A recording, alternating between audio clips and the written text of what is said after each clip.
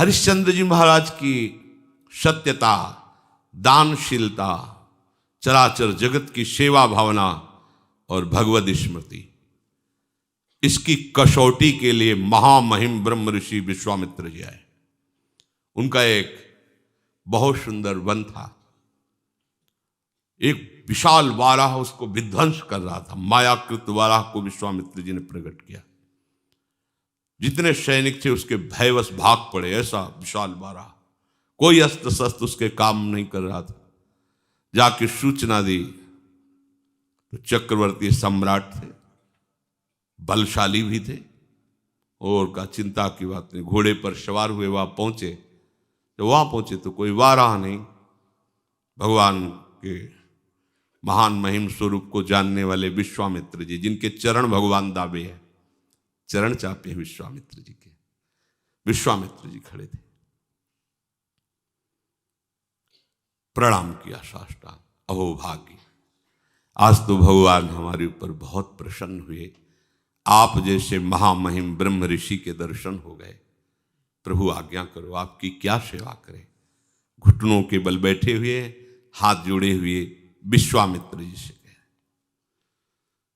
बस राजन, अगर सेवा की बात कहते हो तो घोड़े की लगाम और खजाने की चाबी दे दीजिए।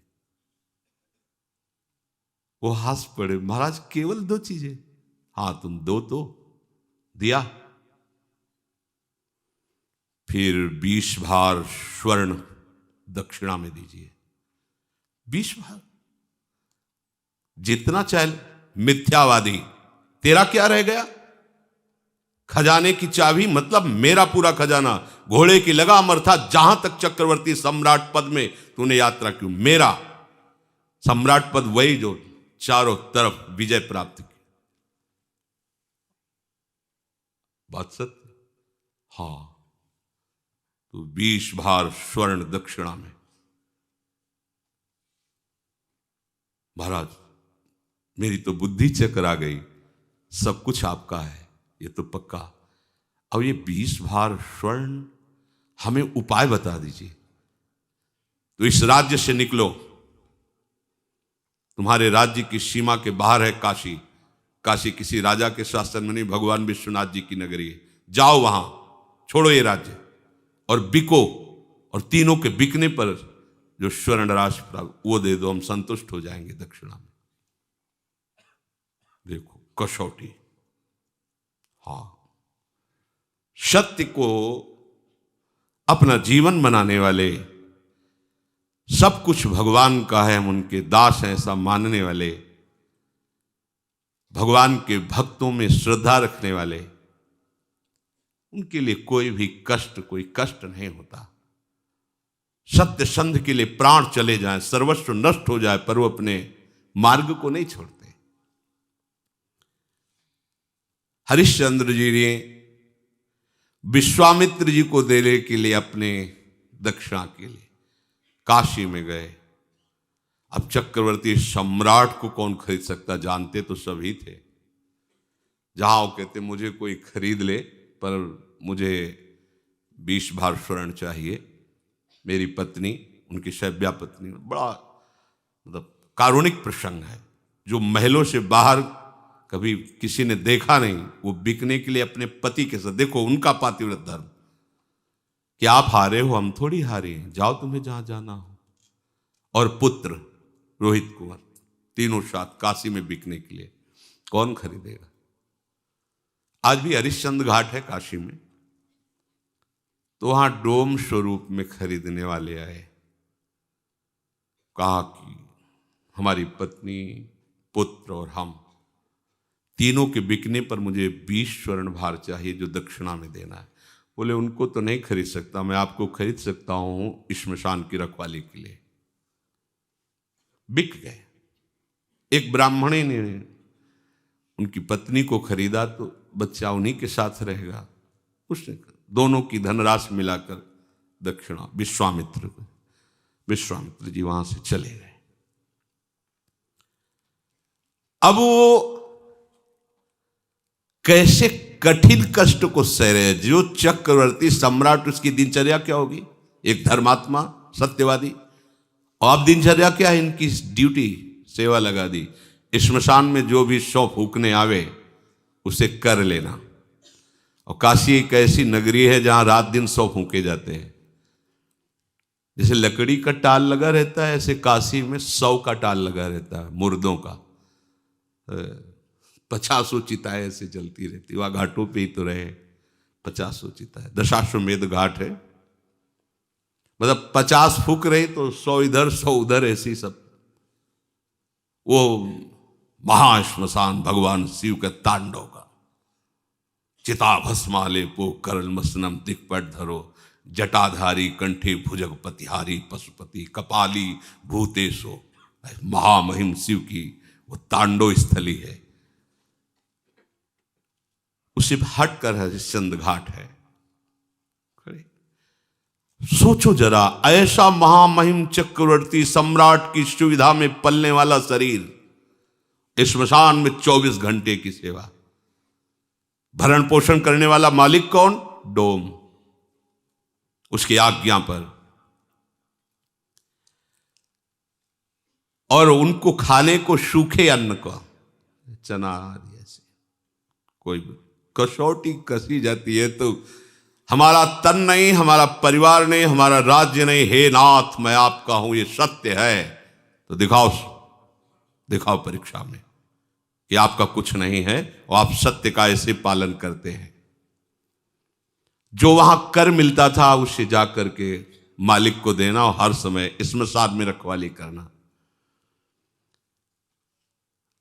जब विश्वामित्र ने देखा ये तो पूरे के पूरे पास हो रहे हैं, मृत्यु को आज्ञा दी, तत्काल प्रारब्ध की रचना बदला जाए और इनके पुत्र को मारा जाए। सांप बन करके डस मर गया। जिस ब्राह्मणी के यहाँ थे उसने कहा कि मैं तो खरीद चुकी हूं सेवा के लिए, ये थोड़े हम तुम्हारे बच्चे के संस्कार के लिए पैसे लगाएं। वो एक बार में खरीद लिया, आप करो जैसा करना हो। हरिश्चंद्र जी महाराज श्मशान में, इसके पास एक भी कोई सुविधा नहीं, क्योंकि बिके हुए के पास क्या सुविधा होती है? तो मालिक जैसे रखता है वैसे रखना होता है। बच्चे को गोद में लेकर के, अब मां का हृदय तो मां का होता है ना, अंदर से महान दुखी कि कम से कम सही माने में संस्कार तो कर दे। मांगना तो है नहीं स्वभाव में, बिके हुए को मांगने का अधिकार नहीं होता। मालिक की तरफ से कुछ मिलना नहीं। एक वस्त्र था, उसका एक टुकड़ा फाड़ा, बाजार से जाकर जो कुछ धूप आदि अंतिम समय जो थोड़ा सा, श्मशान में पहुंचे, अपने पति की तरफ देखा और जोर से रो पड़े। उन्होंने नेत्र नीचे कर लिए। हरिश्चंद्र जी ने कहा, सावधान, मेरे मालिक का श्मशान घाट है, यहां अगर अपने बच्चे का शव दाह करना है तो आपको कर देना होगा।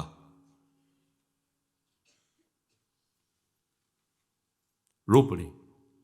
आपका भी तो पुत्र नहीं, मैं सिर्फ डोम का इस समय नौकर हूं, बिका हुआ, बिना कर लिए आप इस घाट पर दाह संस्कार नहीं कर सकते। उनका स्वामी आपको पता है ना, आप पहचान रहे हो ना, मैं सिर्फ एक बिका हुआ नौकर हूं। अगर आप यहां संस्कार करना चाहती हैं तो आपको कर देना होगा। तो आप ही बता दो ना कि अब कर में क्या दूं? शरीर भी तो बेच दिया है, क्या है? एक पुत्र है, वो भी मृत्यु को प्राप्त हो गया है। आपकी ही सत्यता का पालन करने के लिए सब है। आप ही बोल दो ना क्या कर। तो जितना वस्त्र बचा उसका अगर आधा आप दे दो तो इसी को हम कर मान करके आपको आदेश कर देंगे। रक्षा में श्मशान में रहते थे, इसलिए उनके पास अस्त्र था ही, उससे वस्त्र कर के रूप में लिया। देखो कैसी भगवान की कसौटी। अपने लोग कसौटी 100 ग्राम बर्फी में ईमान खो देंगे, प्रभु को भूल जाएंगे। कसौटी लायक कहाँ है यार। तभी तभी कह रहे कि आप सोचो प्रभु ने आपको क्या दिया है। अपने लोगों को क्या भगवान हमको दिया है? तुम्हें सत्संग का महत्व पता है?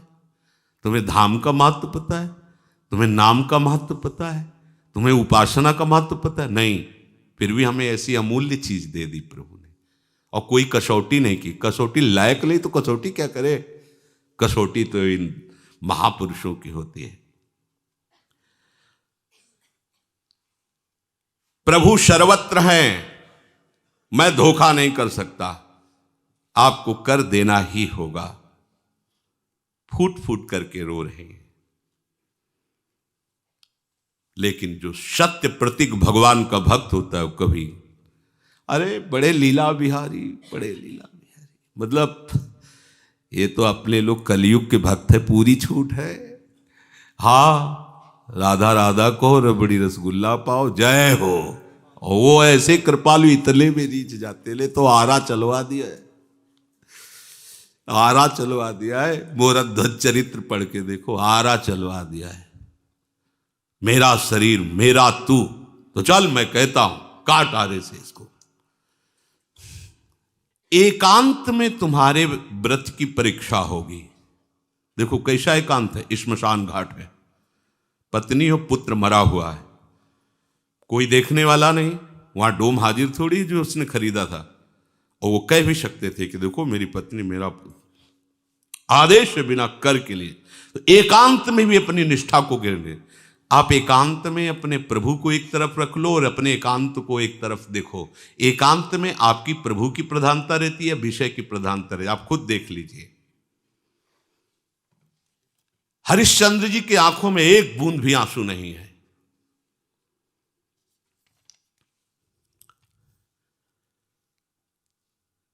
जे ही वस्त्र फाड़ करके कर के लिए देने को विश्वामित्र जी प्रकट हो, बस बस हो गया। तुमका क्या प्रभु? बोले बस यही देखना चाहता है कि तुम सत्य में वास्तविक दृढ़ हो। उठो, जीविका तो पुत्र उठ गया, क्योंकि तत्काल उस अशुभ प्रारब्ध को भेजा गया था और कहा ये अपनी चाबी लो, ये अपनी लगाम लो, और देखो हमारे साथ कौन कौन आया हुआ है। साक्षात देवराज इंद्र, परमेष्ठी ब्रह्मा और स्वयं भगवान, पूरे सृष्टि विभाग के महामहिम तो वही घाट पे उपस्थित हो गए।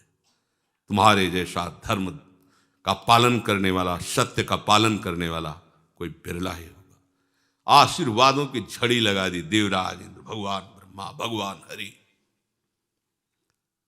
धर्म सब कुछ नष्ट हो जाए, अपनी निष्ठा नहीं।